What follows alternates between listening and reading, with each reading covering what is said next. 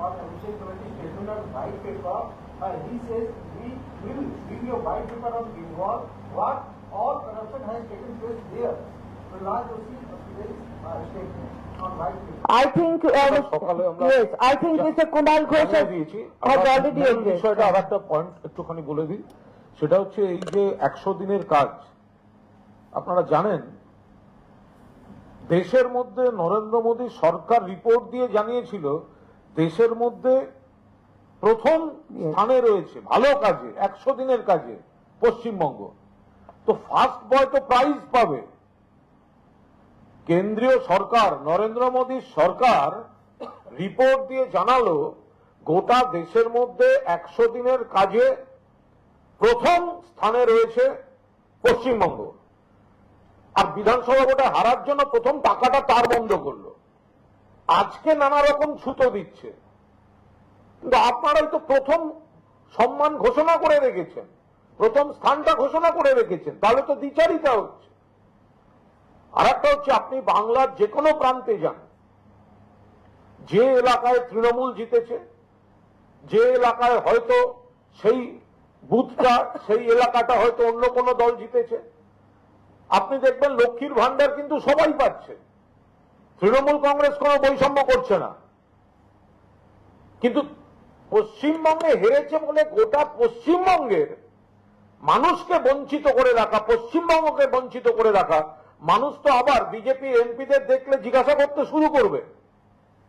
মানুষ তো আবার বিজেপি এমপিদের দেখলে জিজ্ঞাসা করতে শুরু করবেন, বাংলার বকেয়া কই, আমার 100 দিনের টাকা কই, আমার টাকা তো মমতাদি দিয়ে দিয়েছেন, কেন্দ্রের যে দেওয়ার কথা সেই টাকাটা কোথায়? আপনি যে বলছেন 18 থেকে কমে 12, কিন্তু এই 12কেও তো জবাব দিতে হবে। বিজেপি সাংসদরা কোথাও গেলে তো মানুষ জিজ্ঞাসা করবেন যে টাকাটা কোথায়, বাংলার হয়ে সরব হয়েছেন, আমাদের টাকা দিতে হবে বলেছেন কেন্দ্রীয় সরকারকে, বাংলার বকেয়া মেটানোর জন্য বাংলার স্বার্থে সরব হয়েছেন।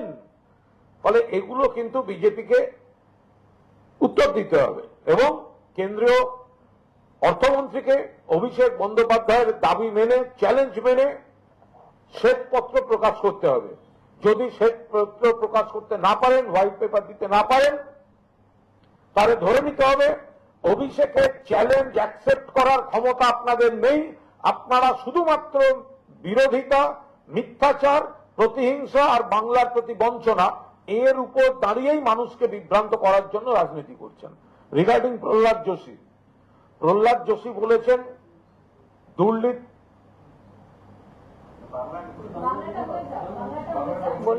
তোমরা যদি একটা বাংলা টানা চলতে চলতে মাঝখানে ঢোকো তাহলে আমার মনে হয় তুমি বলে না, উজ্জ্বল ডিস্টার্ব করবে না, কিন্তু তুমি তোমার টেন্ডেন্সি হচ্ছে ডিস্টার্ব করা। যোশী বলছেন দুর্নীতি শ্বেতপত্র প্রকাশ করবে। কে প্রহ্লাদ যোশী? আসানসোলে হোটেলে কয়লা মাফিয়ার সঙ্গে হোটেল কা রুম কা পিছে কে है? প্রহ্লাদ যোশী আগে শ্বেতপত্র প্রকাশ করুন।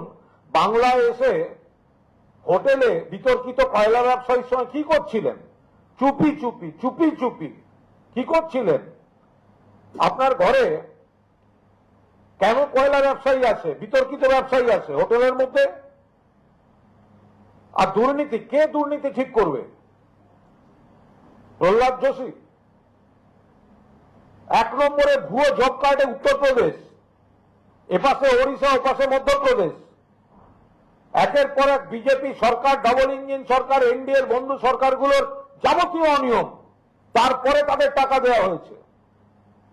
বাংলায় 350 বেশি কেন্দ্রীয় টিম পাঠিয়েছেন, কি করেছেন? ঘোড়ার টিম। মমতা ব্যানার্জি, অভিষেক ব্যানার্জি বারবার বলেছেন যদি কোথাও কোনো কেসে কোনো সমস্যা মনে হয় সেটা তদন্তের জন্য পেন্ডিং থাকতে পারে, বাকিটা কি করে পেন্ডিং থাকে?